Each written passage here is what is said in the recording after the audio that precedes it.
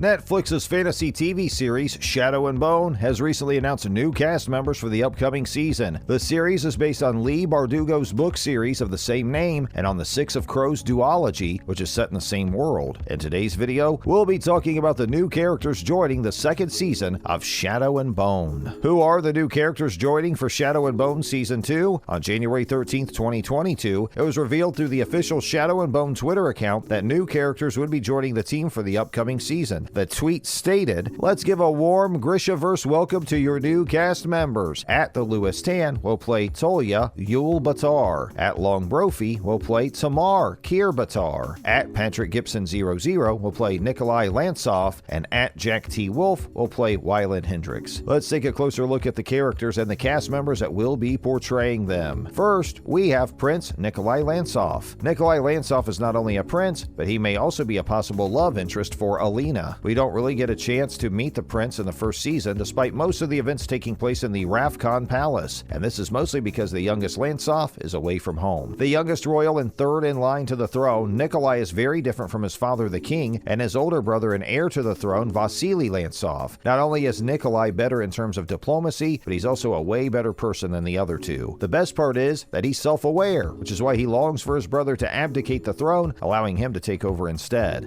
It is this desire for power that leads Nikolai to form an alliance with Alina, the Sun Saint. This is what we know of Nikolai's character from the books. He first makes an appearance in the second book of the Shadow and Bone trilogy. He meets Alina and Maul as they're on the run from the Darkling and his men. Of course, Alina and Maul don't exactly meet the prince. They meet him under the assumed identity he's taken up. Nikolai will be played by none other than Patrick Gibson. The star is known for his roles in The Tudors, The Passing Bells, and The OA. He was also given the Rising Star Award in the 2017 IFTAs. Now we have the explosives expert Wylan Hendriks. Perhaps one of the awaited characters is that of Wylan Hendriks. And yes, for those of you that have read the book series, the production team changed Wylan's surname for the Netflix adaptation. Back in the second episode of Shadow and Bone, Jesper claims that their crew is in need of a demo man. Kaz responds by saying, "Jesper, you ask for an explosive expert on every job." Well, it seems that Jesper has gotten what he asked for, perhaps even more. Wylan Hendriks is a runaway living in the barrel of Ketterdam. He has added to Kaz and his crew during the Ice Court heist. While it seems unlikely that the TV series will add the Ice Court heist into the second season, we're curious to see how Wylan will be introduced to the audience. In addition to being an explosive expert, Wylan is also an artist, a flutist, and a pianist, to be more specific. If you've read the books, you probably also are aware that Wylan also plays Jesper's love interest. With the introduction of Wylan in the series, our team of crows is complete, and we'll have all six of crows. Wylan's character will be played by English actor Jack Wolfe. The actor is known for his works in theater and is also set to star in an upcoming musical film called The Magic Flute. Next up, we have the rogue Grisha twins, Tamar and Tolya Yul-Bataar. The two are first introduced in the book series as crew members of the privateer Sturmund, who transports Alina and Maul to Ravka. According to the books, the twins are from the Shu-Han, a country on the south of Ravka where Grisha are experimented on. It seems that twins have managed to keep a low profile, not only from the scientists in their own country, but also from Ravka's General Kirigan. The twins are corporal heartrenders, which means they have the ability to manipulate the body on a molecular level, a skill that can be useful for both harming and healing. Much like Inej and the Apparat, the twins are also portrayed as religious beings. They see Alina as not only a powerful Grisha, but as a saint. In the books, those who believe that Alina is a saint join the Soul.Soul. Although the producers have yet to confirm whether the show will follow the Soul.Soul storyline, the appearance of the twins makes it seem pretty likely. Tamar is portrayed by Leong Brophy, who is a British comedian and actor, while Tolya is portrayed by Lewis Tan, a British actor and martial artist known for his roles in the Badlands, Wu Assassins, and Mortal Kombat. When will Shadow and Bone Season 2 premiere? So we've talked quite a lot about the upcoming cast members, but when exactly will we see them on screen? As eager as we are for the latest installment in the series, the waiting period is definitely not going to be short. With production for Season 2 just starting in January 2022, we can expect there to be quite a wait before we get to see the series hit the screens. On January 13th, 2022, the Netflix official Twitter account tweeted to inform that productions for Season 2 are currently underway. If we're lucky enough, we might be able to get the series during the 2022 holiday season, especially considering Netflix has a thing for releasing big sci-fi fantasy series around Thanksgiving and Christmas, but that's only if we're lucky. Otherwise, we might have to wait until spring or summer of 2023 to see the second season of Shadow and Bone. What we do know is that the second season will have 8 one-hour episodes. What will Season 2 be about? We're expecting quite a few threads of the story story to come together in the second season, but perhaps one of the key elements of the second season would surround General Kerrigan. As many fans had speculated, it seems that the Darkling is not dead. It seems that his powers have only grown stronger, which is definitely not a good thing. Kerrigan will probably still be playing the antagonist in the upcoming season, but perhaps we might see Alina versus Kerrigan this time around. Netflix hasn't released an official synopsis yet, so we can only speculate as to what will happen in the second season. We may have gotten a little hint from Jessie Mai Leigh. In an interview, Leigh shared that she was very curious to see how Alina would react to the Murzost. As we saw in Season 1, Kerrigan has his own shadow soldiers, which means that it's highly likely that Alina would get her own army as well. Leigh even revealed that it seems as part of the process, Alina's hair would turn white. She went on to say that while reading the book, she had imagined Alina's hair to turn gray, not in a beautiful flowing way, like in an ill way. We're curious to see if that story unfolds the way Leigh had imagined, or does the production team have something different in mind? What of the Six of Crows? Kaz and his crew definitely caught the interest of many that watched the series. If you know a little about how the book series unfolds, you're probably aware that the Crow Club features in a duology called The Six of Crows and not in the Shadow and Bone trilogy. While the two stories take place within the same universe and at the same time, there's a lot more on the Crow Club in the two books. Bardugo stated that she has high hopes that the audience will get to see more of the two books on Netflix soon. It is highly likely that we might get a spin-off series that is separate from Shadow and Bone. In addition, it seems that we will see the Crows spending more time in Ketterdam this season. Some speculate we might see more of the Crows with the same Shadow and Bone show rather than in a separate series. As of now, since we don't have a lot of information, we can only speculate. What are your thoughts? Do you think we'll get a separate series for the Crows, or will we see more seasons of Shadow and Bone? What are your thoughts on the new cast members and the characters they're going to portray? Any theories on where the storyline's headed for Alina? What are your thoughts on Kerrigan's return? Will Alina be prepared for a face-off against the Darkling? We're curious to hear what you have to say regarding the matter, so be sure to drop us a comment below. And we'll see you in the next one.